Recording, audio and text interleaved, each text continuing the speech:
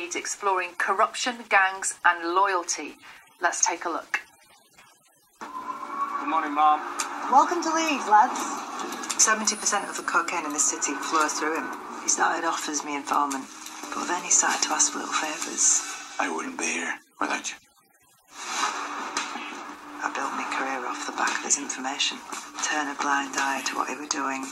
I'm not sure I can do it anymore. I'll be better. What's on your mind? Your mind is on my mind. There's only one way out. It's got to go down.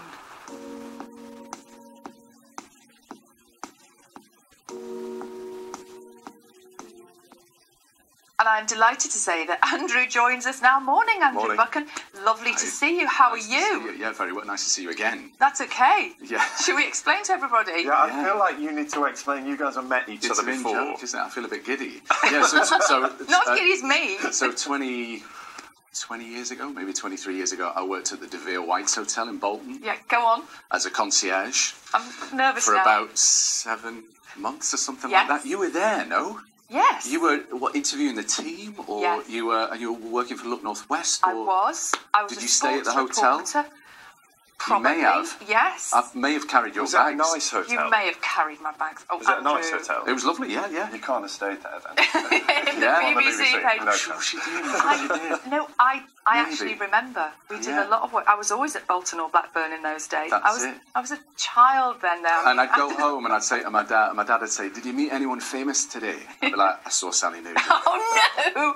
What? Not better than the Bolton. No, I would genuinely say that. So it's mad that we're happy days, hey. Happy days. Look at this. Isn't life strange? Life is a bit weird, yeah. Isn't it? Yeah. Your career has been incredibly successful, but I'm now a little tiny bit scared of you. No need to be. I am though. No need to be.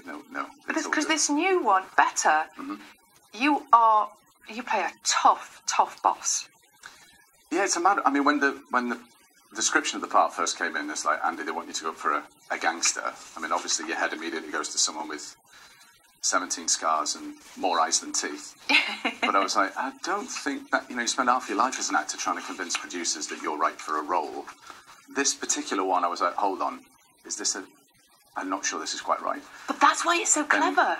Well, then they just explained to me, it was like, no, we're not looking for that. We're not looking for that guy, we're looking for this guy. I was like, oh, that I could possibly play. Yeah, I could do that. So who is this guy then? Explain who he is. Oh, him. Oh, yeah. Yes. He's a very kind of calm, considered chap. He's not a psychopath, but, when people press his buttons, he can go places. Keeps a very kind of tight inner circle. He's only got a few friends. As you'll see, there's like an opening kind of dinner party, breakfast, birthday scene. Whereas not many folk around the table. I was like, is this my party? But there's only 5 people because he doesn't trust many folks, so it's all quite tight-knit. And yeah, he's one of them, isn't he? He's a wrong-un. He's a wrong-un. That's the scene, yeah. But he doesn't look like a wrong-un. No, exactly. I mean, I think to the public eye, he's a property developer, but he's got all these things going on. But underneath all that, it's not ideal. And what do you think it is about BBC dramas and dodgy coppers? I mean, there's quite a theme here, but this is a different take on that. There is, yeah. I mean, people are kind of drawing. I think because Happy Valley has just finished, people are leaping to the conclusion. Oh, yeah, this is another Happy. I mean, there's literally no similarity to Happy Valley, other than the fact it's set in the north. It's just a kind of, I mean, this is it's about, a police officer who's spent 20 years climbing the ranks by helping out someone she shouldn't have, and now she wants out. Because to me, it's got more Line of Duty vibes than it has. Yeah, maybe. Yeah. It's just a very character-driven piece about morality and redemption, and 2 folk who actually both kind of want out, but don't know how to do it. Yeah. They're both at a bit of a crisis at the very beginning, and Lou in particular. And very, very slowly over the course of 5 episodes, these kind of close allies slowly become enemies, and you see them both just unravel in the most horrific way. And it's about loyalty as well, isn't it? Yeah, completely. Where does each character's loyalty lie? Yeah, and there's a lot of great characters. I mean, the cast were just amazing. I feel really lucky to have worked with some great casts over the years. Like, and this is no exception. They were all, young and old. It's got Anton Lesser in it. I don't know if you know Anton, but he's just, magnificent as per. Some young folk in it as well. Like, look out for Kel, who plays my son. This lad Kaya, who's just brilliant. At my age now, the tender age of 43, it's great seeing the young buds coming through, because it's like, you're magnificent. You go fly. Good. You carry on. Yeah. And as well as that talent, Leeds is sort of front and centre in all of this, isn't it? Yeah, it is. Leeds on the big screen. It does, which is hard for me, obviously being Red Rose. But, a little bit of sick in my mouth. No, I'm good. Leeds is brilliant. I worked there like 5 years ago, and it was great to be back. I think at the very beginning they're like, Andy, we're putting you in this hotel. I was like, no, I want that other hotel where I was last time.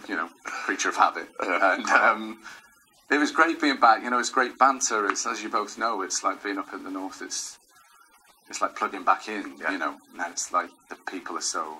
Adele, my makeup artist, little pocket rocket. The minute you sat down, it was like, this lady is hilarious. And so, you feed off that energy, don't you? It's kind of buoyant. It lifts you in the morning. And how did you do that thing on set where you're filming some really gritty, pretty nasty stuff, and then 2 minutes later you can be having that sort of laugh and that conversation, and you were telling us here about just sat in the back of the Range Rover laughing your head off. Yeah.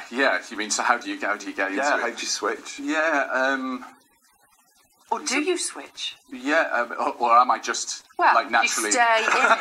Do you stay in that controlling? A bit unhinged. Yeah. No, of course I need a moment. I've worked with some ridiculously talented people like the Olivia Colmans and the Jodies, who can just go immediate. It's immediate. Like, you're watching it, and I don't know how you've just done that. But no, I need a moment. I definitely need a moment of pacing and getting myself up to that moment, but it's fun. You don't get to do that in life normally, so it's as one actor once described it, it's a bit of a holiday, really. If you're not like that normally, then it's like, go and enjoy yourself, go and have a holiday. But and of all you've worked on, people will know you from so many different projects, whether it's The Crown, whether it's this show, whether it's Broadchurch. I've just finished watching you in Industry. Like, all of that stuff. Have you got a favourite or type of character that you want to play? No, I think, it's like the question, who would be your dream actor or actress to work with? And I always say to folk, it always happens with me after the fact. It's always retrospective with me. So when I worked with Alan Armstrong, I didn't know he was the dream actor to work with until after I'd finished. I was like, that was the dream. Yeah.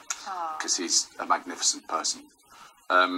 So I always feel that. I think after every job, I was like, that was kind of the dream, But looking forward, I don't know what the dream is, but I feel very fortunate to have, we should never forget that this business is, 96% unemployed or whatever the horrible fact is. So to get a job.